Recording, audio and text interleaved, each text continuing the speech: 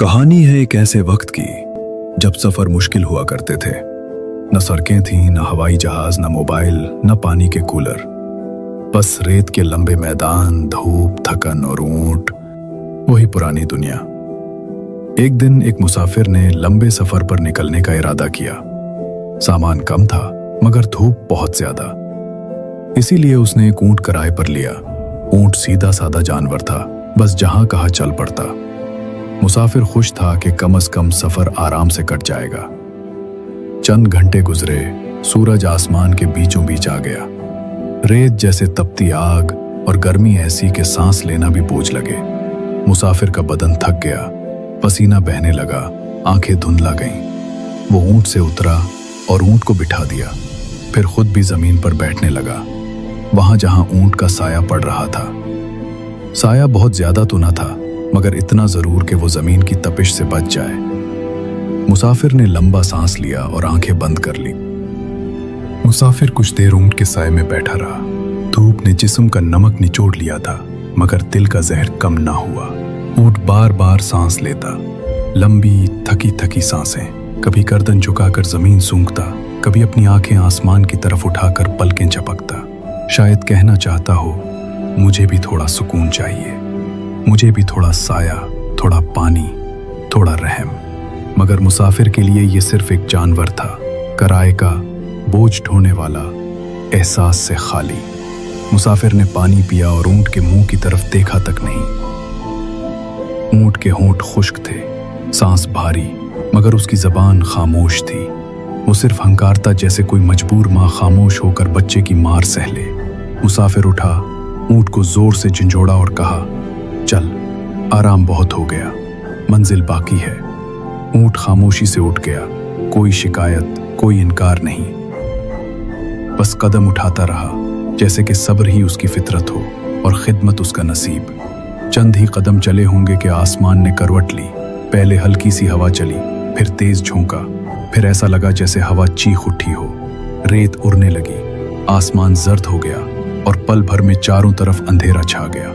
रेत का तूफान आ गया था, ऐसा तूफान जिसमें कुछ सुनाई न दे, कुछ दिखाई न दे, जिसमें इंसान की हड्डियां चीख उठी और ऊंट की पलकों से खून रसने लगे। मुसाफिर बौखला गया, चादर मुंह पर लपेटी, आंखें जोर से बंद की, मगर रेत कानों, नाक, आंख, हर सुराख में घसती जा रही थी।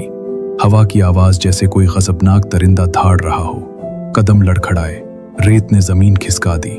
वो चलते चलते गिरा, हाथों से सहारा लिया, मगर उंगलियां भी जलने लगीं। अब उसे कोई सिमत याद न थी, न मशरिक, न मगरिब, न मंजिल, न साया। बस एक अंधेर नगरी, चीखती हवा और उड़ती हुई तेज रेत। सांस घुटने लगा, दम घुट रहा था। वो चलते चलते रुक गया, घुटनों के बल बैठा और जैसे खुद से कहने लगा, यहां से बचना मुश्किल है, शायद अब इख्तिताम करीब है। और तब उसे एक साया महसूस हुआ, एक भारी, गहरा, महफूज साया जो उसके ऊपर छा गया, जैसे माँ अपने बच्चे को आग से छुपा ले। वो ऊंट था, वही ऊंट जिसे उसने धूप में निचाया, जिसे पानी न दिया, आराम न दिया, सिर्फ हुक्म दिए। अब वही ऊंट उसके सामने खड़ा हो गया, अपने पूरे बदन से उस तूफान की दीवार बनकर। रेत उसकी आंखों में जा रही थी, मगर वो हटा नहीं। हवा उसकी गर्दन में कांटे चुभू रही थी, मगर वो डटा रहा।